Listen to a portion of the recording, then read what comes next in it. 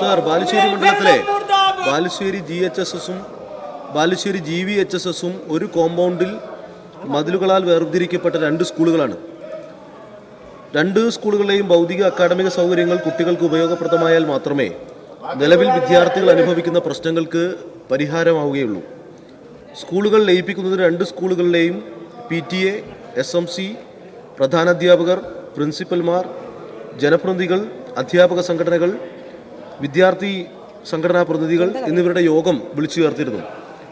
എല്ലാ സംഘടനകളും സ്കൂളുകൾ ലയിപ്പിക്കുന്നതിന് പിന്തുണ അറിയിച്ചിട്ടുണ്ട്.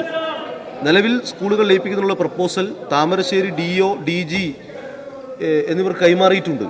അടുത്ത അധ്യയന വർഷം മുതൽ ലയനം പ്രാവർത്തികമാക്കുന്നതിന് ഈ സഭാ കാലയളവിൽ തീരുമാനമുണ്ടാവാൻ താൽപ്പര്യപ്പെടുന്നു. മിനിസ്റ്റർ, ബഹുമാനപ്പെട്ട പൊതുവിദ്യാഭ്യാസം തൊഴിൽ വകുപ്പ് മന്ത്രി.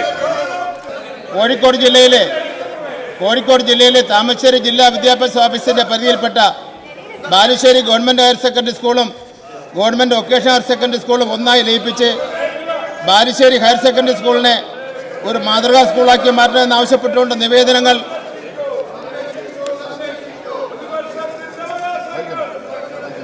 പൊതുവിദ്യാഭ്യാസ വകുപ്പിൽ ലഭിച്ചിരുന്നു. രണ്ട് സ്കൂളിലെയും PTA, SMC എന്നിവരും അധ്യാപക സംഘടനകളും അനുകൂല നിലപാടാണ് സ്വീകരിച്ചിട്ടുള്ളതെന്നും പൊതുവിദ്യാഭ്യാസ ഡയറക്ടർ റിപ്പോർട്ട് ചെയ്തിട്ടുണ്ട്. സാർ, പ്രസ്തുത വിഷയത്തിൽ താമരശ്ശേരി ജില്ലാ വിദ്യാഭ്യാസ ഓഫീസർ സമർപ്പിച്ച റിപ്പോർട്ടിൽ ഈ രണ്ട് വിദ്യാലയങ്ങളും ലയിപ്പിക്കുകയാണെങ്കിൽ SPC, junior red cross, guides, little kites എന്നിവ സംയോജിപ്പിച്ച് ശക്തമായ പാഠ്യേതര പ്ലാറ്റ്ഫോം സാധ്യമാകുമെന്നും innovation lab, fitness centre, smart class റൂമുകൾ എന്നിവ ലഭ്യമാക്കുമെന്നും സംയോജിത ലൈബ്രറികളുടെയും ലാബുകളുടെയും മെച്ചപ്പെട്ട ഡിജിറ്റൽ പഠന അന്തരീക്ഷം ഉറപ്പാക്കുമെന്നും അറിയിച്ചിട്ടുണ്ട്. സാർ, ലയന സാധ്യമാകുമ്പോഴുണ്ടാകുന്ന ജീവനക്കാരുടെ പുനരധിവിന്യാസവും അടിസ്ഥാന വികസന സൗകര്യ വികസനവും താരതമ്യം ചെയ്യുമ്പോൾ സാമ്പത്തിക ലാഭം ഉണ്ടാകുമെന്നും പൊതുവിദ്യാഭ്യാസ ഡയറക്ടർ റിപ്പോർട്ട് ചെയ്തിട്ടുണ്ട്. അത് കേൾക്കുന്നത് ബഹുമാനപ്പെട്ട അംഗങ്ങളെ ഒന്ന് കേൾക്കണമെന്ന് പറഞ്ഞ വളരെ പ്രധാനപ്പെട്ട കാര്യമാണ്.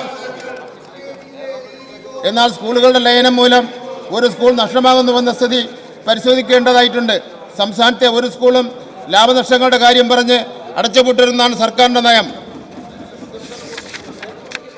സാർ, എന്നിരുന്നാലും ഒരു പ്രദേശത്തെ കുട്ടികൾക്ക് നിലവിൽ ലഭിക്കുന്നതിനേക്കാൾ മെച്ചപ്പെട്ട പഠന കായിക അന്തരീക്ഷം ഈ സ്കൂളുകളുടെ ലയന മുഖേന ലഭിക്കുന്നുവെന്നുള്ള റിപ്പോർട്ട് പരിഗണിച്ചും നാട്ടുകാരുടെയും രക്ഷകർത്താക്കളുടെയും ജനപ്രതിനിധികളുടെയും പ്രത്യേകിച്ച് സ്ഥല MLA-യുടെ ആവശ്യം പരിഗണിച്ചും ബന്ധപ്പെട്ട എല്ലാവരുമായും വിശദമായ ചർച്ച നടത്തി ഉടനടി തന്നെ ഇത് സംബന്ധിച്ച ഒരു തീരുമാനം സർക്കാർ കൈക്കൊള്ളുന്നതുമാണ്. സാർ, പ്രതിപക്ഷം നിശബ്ദമായി വളരെ നന്ദി അവർക്ക് രേഖപ്പെടുത്തുകയാണ് സാർ.